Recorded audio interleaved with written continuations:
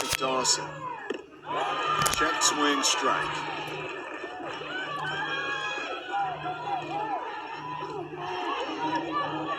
Really aggressive by Dawson there.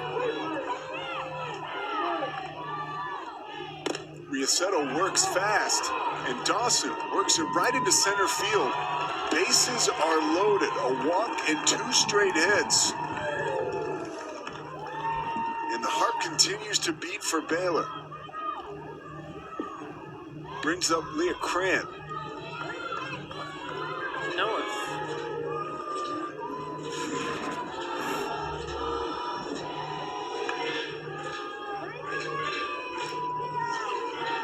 Riasetto looks, the bases, 1 out. I really want to see the lineup card and how Nyjah Kennedy is able to come back in this game after she's been pinch run for twice and pinch hit for.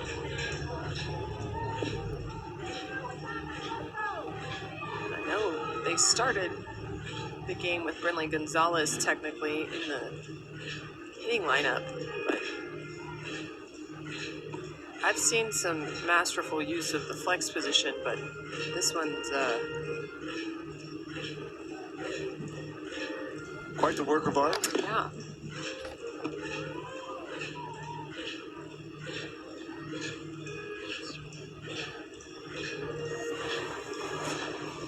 So yesterday, Baylor put a charge into their postseason efforts back to back to back. It was Govan, Coleman, and then Carrington Dawson.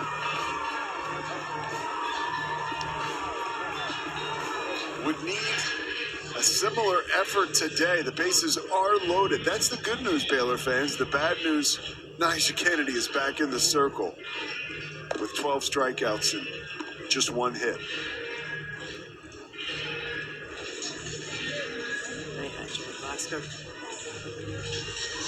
Trying to let Nyjah Kennedy have an inning off. Unfortunately, Baylor able to cash in.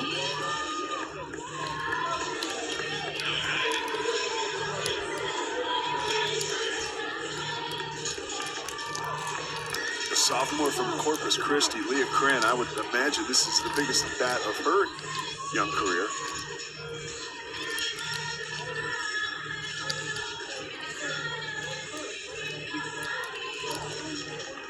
Stay tuned after this one. 6 Eastern, UCF and Arizona. Kennedy delivers. Cran takes ball 1. 70 miles per hour. Coming right at you. On this, the most pressure-packed situation Nyjah Kennedy's been in today. It's not even her own doing. Finds the strike zone. Rowan at third, Wackendorf at second, Dawson at first. Baylor trails 4-0.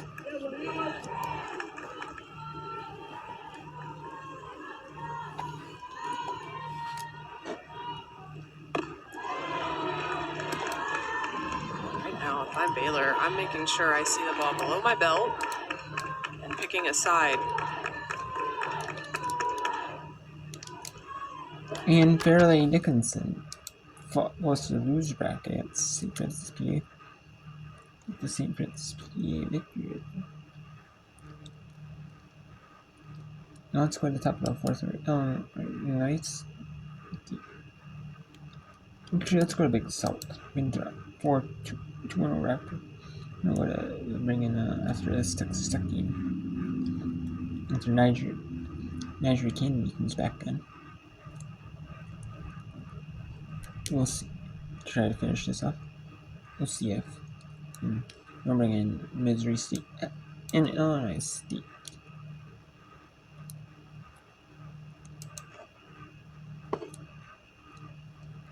And that is it. So we'll bring in Illinois, Missouri State at Illinois, Missouri State versus Illinois State.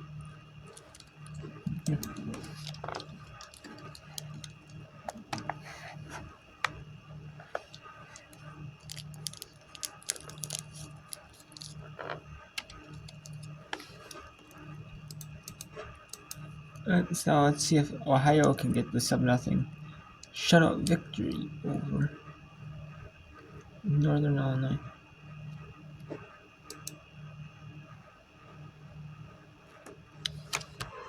Miller looking for her 16th complete game of the year and her 22nd start has shown why she was named the MAC Pitcher of the Year this year. She's been flat out phenomenal. Yeah. Both efficient and dominant, if that makes sense.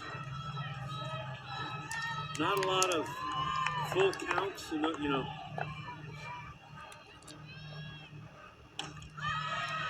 Foul back, strike one. And the thing is, in a tournament setting, if you can be efficient, that's great, because eventually, it's not as drastic as in baseball, but eventually, a lot of pitches tires you out some. By the way, she's had 2 full counts all day. The second one coming earlier in this inning.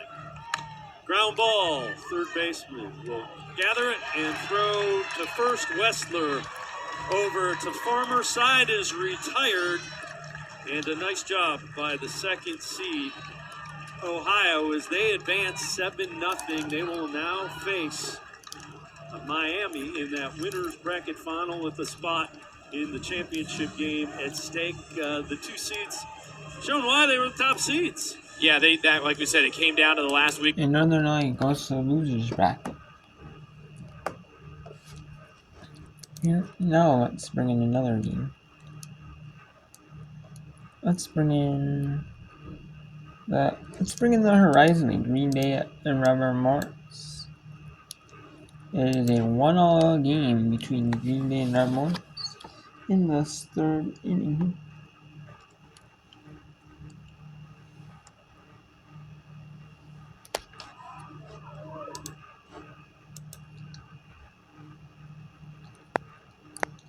We have the quarterfinal here of the American Athletic Conference Championship. It's the American Athletic Conference Softball Championship.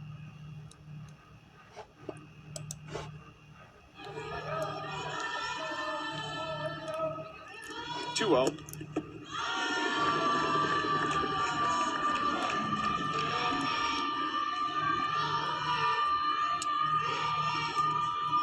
So an infield single for Emma Jackson.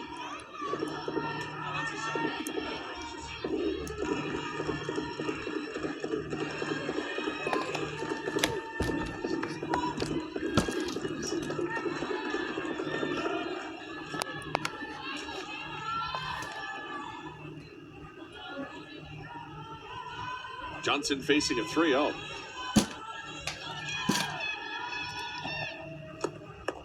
That's ball 4. ECU continues to add on here. Runners aboard with 2 outs. You have to keep this in striking distance. Now it's game 6 of the East Grand Show. Tomorrow there will be a game of the American Conference Tournament. The American Softball Championships. The semifinal of Florida Atlantic. That'll be on ESPNU. I'm surprised there's not more softball. Like ESPN, even if they have the SEC, I'm surprised they don't have like the Big 12s on. The Big 12 games on ESPN. ESPN2, ESPNU. Like I can see ESPN out here having studios, okay. Sure, I have you can have ESPN2, ESPNU. They have games on. You know what I mean? Like the Big 12. And then if they want SEC baseball, you have the SEC baseball game. That's in ESPN2 and ESPNU2. Simulcast, both networks. Okay, that'd be on SC Network. So, you can put that on SC Network instead of on. And why not have more games on, you know?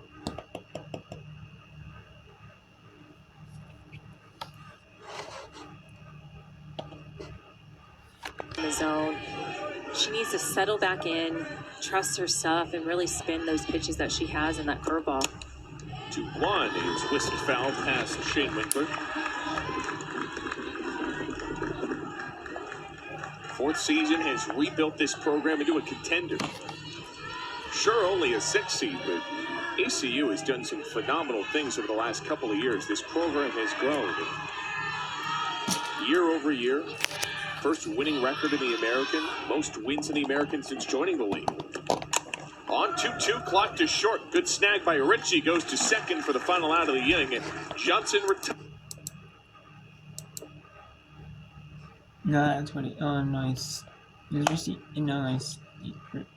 It's a nice state.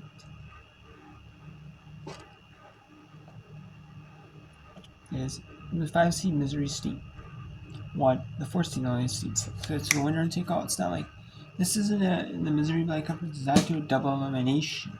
Not to double elimination. They just do single elimination all tournaments. So it's a lot of pressure, to win. It's even extra pressure. And there's the out. Oh.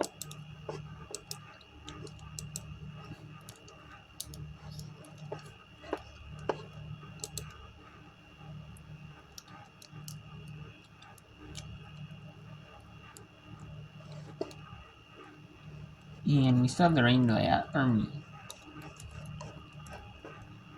And there's a rain delay at the Atlantic Kitchener. Delay? Is it a rain delay or is it just a time delay? Let's see. And the American East Main and Bright has been pushed back to 5:30 Eastern. And Winthrop and Red for the Big South tour. Obviously, that's going to push back Charleston and Longwood. And then it's going to push back Charleston, Southern, Longwood. And then Akron, obviously Akron in this game. It's at 5:30 Eastern. Obviously, that's push. Back a little, obviously. And then we have the Southland tournament, the best of 3 series.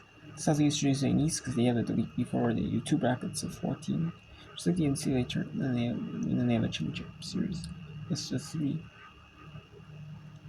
So you do like the Women's College World Series. Except the top 2 seed.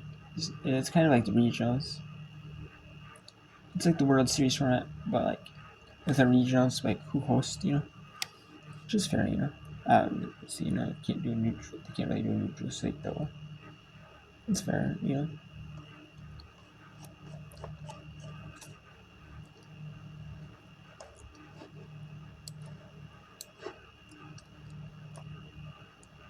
Then South Dakota leads South Dakota State 5-3, so South Dakota could be winning. Could have won that one. We'll see.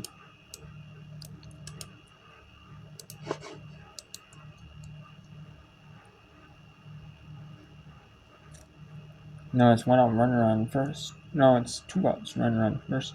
But it's tied at 5 apiece.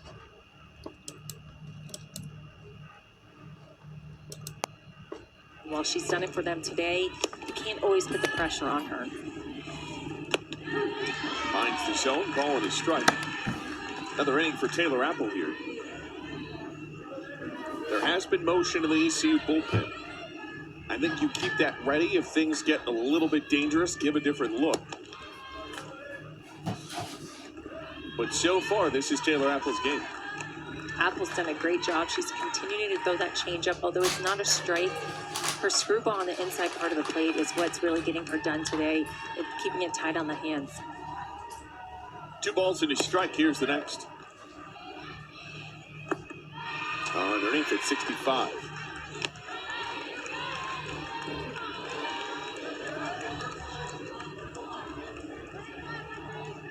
Tegan Ritchie, a .326 hitter against conference opponents this year. 10 of their 17 came in American play. 3-1. Uppercuts into the air to left field. This is playable at medium depth for Jackson, and there's 1 down. And that is a huge out for Apple. After you get another run on the board for your team in that last inning, you come out and get that first out. When you're a pitcher coming back out after your team scores a run for you, you can tend to struggle a little bit. So it's nice that she came back out, fell behind in the count, but was able to get that out. There's Kari Shedrick. Pop up in a looking K today for the Radford transfer. Started her freshman year at Providence. 3rd stop in her career. Playing her senior campaign.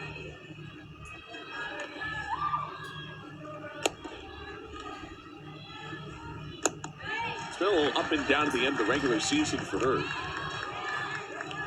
3 multi-hit games in her last 5 and 3 straight with an RBI. Back-to-back games with both a double and a home run. Trying to find that bat again on a 2-0. And that deposits a strike, 2-1. When that pitch, though, she can pitch to the righties on the inside part of the plate and on the lefties on the outside part of the plate. That is just a sharp pitch that you don't see these Charlotte hitters swinging at. 2-1 off the handle.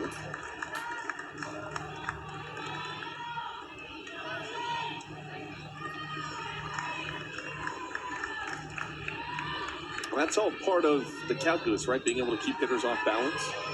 And Apple has done a great job on keeping them off balance. Although, like you said, her changeup is not working, but really pitching in those great locations.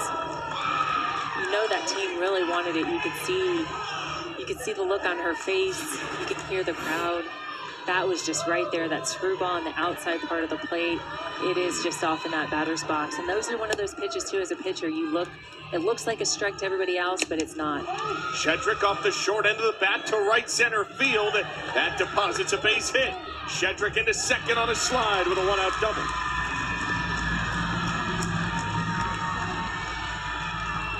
Just like that, tying run to the plate for Charlotte.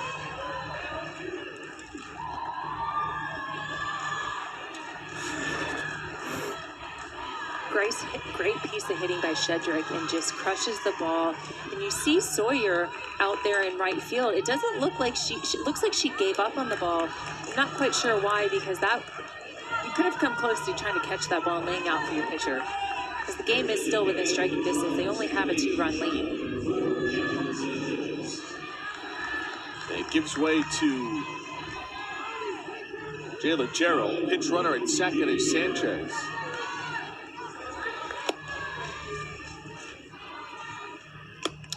Co-freshman of the year takes on the first. And each batter Apple faces is each batter closer to facing Lord again. And I think that is the ultimate thing here is, how do we not face Lord again?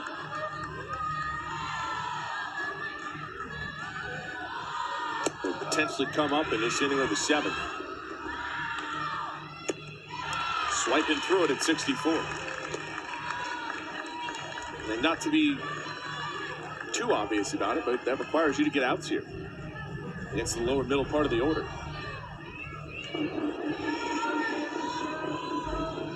Charlotte, the 3 seed, won this tournament last year. Jarrell pops up a bunt, moves to 2 strikes. Of course, a different coaching staff, a new era for Charlotte. That staff departing for South Carolina. Coming up on 100 pitches today for Taylor Apple. On a 2-strike offering to the star freshman. Jarrell, a high pop-up behind home. Stretching back in, Dalton squeezes it. A huge second out of the 6th.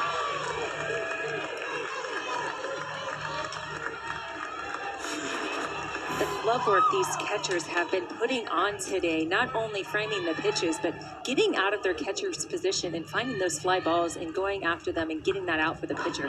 That is a hard ball to catch. You see her travel back a little bit, the ball carried, but she does a great job staying with it. Well, here's Breland O'Hearn coming to the plate in the bottom of the 6th. I think even if you don't get something here, if you're Charlotte, getting one more to the plate, just trying to stretch this bottom of the order as much as you can to give yourself a chance with the top of the order in the 7th. That's not to say that the bottom can't deliver, but you want to put yourself in a good statistical position. Apple's first. Swung at for a strike on a foul ball. If you're Charlotte, you need to chip away. You don't need to think one swing, we're back in this. That's not how ball games are typically won. While they have that power, you need to find a way just to find the gap and put things in play, put balls on the ground, and just chip away. O'Hearn will take outside. Maria? Well, Courtney Briel really emphasized that in her dugout. She said, look, we need to cut these balls in half instead of keep getting underneath them. We want to stay on top of the ball and drive it. So to your point, Allison, yes, they're getting too much underneath these pitches. Yeah, and you just see it right there again. Fly ball to the left fielder. Fly ball doesn't do anything for their team. And that will be the final out of the inning. We go to the final scheduled frame. Pirates going insurance shopping with 4, 5, and 6. Hidden Valley Ranch is made with real ingredients for real ranch flavor that's impossible to put into words. But that's pretty close. Indescribably delicious Hidden Valley Ranch.